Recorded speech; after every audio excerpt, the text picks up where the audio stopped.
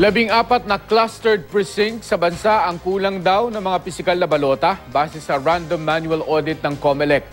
Dahil dito, hindi raw maikumpara ang resulta ng kanilang audit sa resulta ng vote counting machines mula sa mga naturang presinto. Ang mga clustered precinct na may mga nawawalang balota ay nasa mga lungsod ng Tugigaraw sa Cagayan, Lucena, Quezon, Coronadal, South Cotabato at Muntinlupa. May mga nawawalang balota rin sa ilang presinto sa mga lalawigan ng Isabela, Bulacan, Cavite, Marinduque, Lanao del Norte at Tawi-Tawi.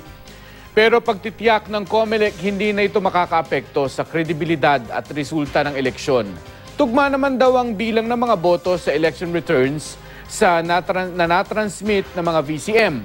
May mga nakita ring undershaded o maling pag-shade sa mga balota na hindi nabibilang ng VCM. Hindi pa raw nila tiyak ang bilang ng ganitong mga insidente.